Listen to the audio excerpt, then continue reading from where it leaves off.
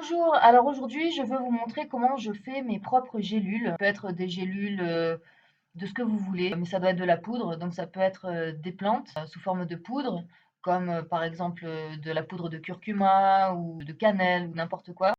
Je m'incruste dans la vidéo juste pour préciser que si vous êtes en train de faire le protocole contre la dysbiose ou contre la candidose, vous pouvez faire vos propres gélules en utilisant des herbes antifongiques, antibactériennes que vous pulvérisez, donc que vous mettez en poudre et que vous pouvez ensuite mettre dans ces gélules vides. Donc, quel genre d'herbe? Donc, je parlais du curcuma par exemple. Vous pouvez aussi prendre de la cannelle en poudre. Vous pouvez prendre des clous de girofle en poudre. Vous pouvez prendre de la poudre d'origan. Vous pouvez prendre de la poudre de thym. Donc, soit vous les achetez dans le commerce déjà sous forme de poudre, soit vous les achetez entières, ces herbes, et vous prenez un moulin à café.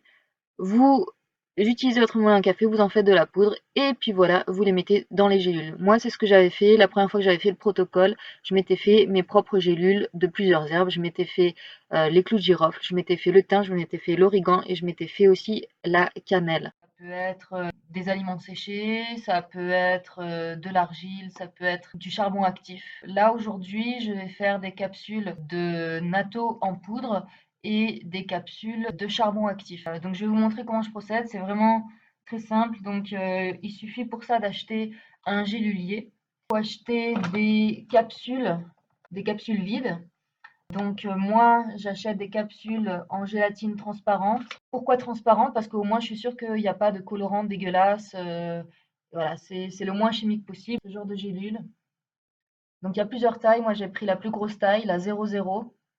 Après, c'est selon vous, selon combien vous arrivez à avaler. Si vous avez du mal à avaler des gélules, il y a des tailles plus petites. Moi, j'ai pris la plus grosse. Comme ça, on peut mettre plus de poudre dedans. Vous pouvez choisir des capsules en gélatine de bœuf ou en gélatine végétale. Donc, j'ai fait mes recherches là-dessus.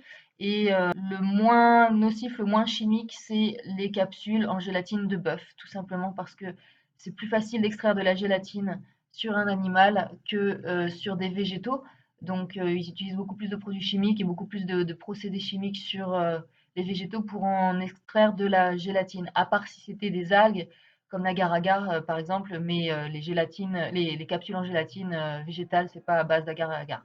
Donc voilà, moi j'ai pris les moins nocives et c'est donc des gélules en gélatine de bœuf que j'ai également acheté sur internet, sur Amazon. Alors c'est parti, je vais vous montrer comment je fais. Déjà, il faut séparer les gélules. Il faut séparer le capuchon du corps. Voilà, donc c'est ce que j'ai fait. J'en ai compté 100. Et j'ai mis le corps dans ce bol et les capuchons dans ce bol. Bon, vous voyez rien, mais croyez-moi sur parole. Donc on met cette partie-là ici. Et on va mettre les corps des gélules, des capsules, sur cette plaque. On va bouger comme ça et ça va les mettre tout seul. Voilà. On bouge comme ça et ça les met tout seul dans les trous. Voilà, donc là on a toutes les gélules qui se sont mises. On retire la plaque. Et c'est parti, on va mettre la poudre. Donc maintenant, vous allez plus me voir, je vais filmer ce que je fais.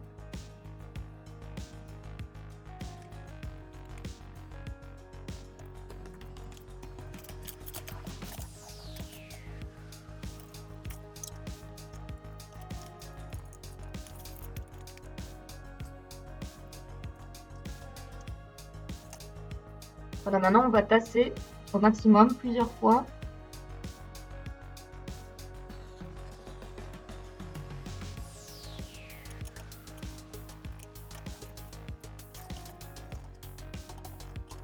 Ensuite, on va mettre les capuchons sur une plaque, sur la plaque des capuchons. Ensuite, on met cette plaque sur la plaque des capuchons.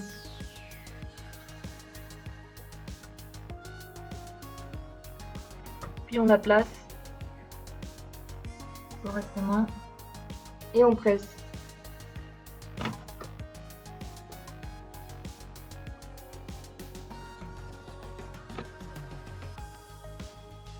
Et voilà, on a nos gélules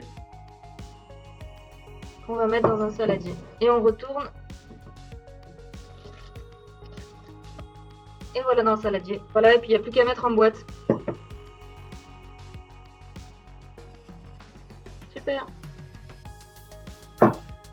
Et voilà. Et maintenant, je vais laver tout mon matériel, puis je vais faire d'autres gélules, cette fois des gélules de charbon actif, de poudre de charbon actif. Je vais les mettre dans des gélules parce que je trouve ça dégueulasse à boire. Concernant les gélules que je viens de faire de natto, donc c'est le même natto que je vous ai montré dans mon autre vidéo sur le natto. Donc là, c'est du natto en poudre. Alors pourquoi je fais ça? Pourquoi je fais des gélules de natto? Pourquoi je m'intéresse au natto? Comme je disais dans mon autre vidéo, c'est très très riche en vitamine K2, une vitamine qui est essentielle pour l'absorption correcte de calcium dans le corps. C'est la vitamine K2 qui va mettre le calcium là où il doit se trouver, c'est-à-dire dans les dents et dans les os et non pas dans les tissus. Donc je fais ces capsules-là, je prends ce natto, pas pour moi, mais pour ma mère qui souffre d'hypertension et de dépôt de plaques dans ses artères. Donc les gens qui souffrent d'hypertension comme ça et qui ont des problèmes de plaques dans leurs artères, généralement c'est ça, c'est un problème de K2, pas assez de vitamine K2 dans leur diète. Posologie, alors du vrai natto, donc les fèves de natto telles quelles, une cuillère à soupe, 1 à 2 fois par jour ça suffit. Je pense que là pour les gélules ça va être 1 par jour. Je pense que ça apportera suffisamment de vitamine K2. Et puis, je vous dirai dans quelques mois si on voit des progrès sur son hypertension, si son hypertension a baissé. Après, évidemment, on peut faire d'autres choses pour faire baisser l'hypertension, notamment beaucoup réduire ses glucides, ou en tout cas, pas forcément les glucides, mais les sucres. Et puis tous les produits industriels, le sucre et les produits industriels, ça fait augmenter la tension.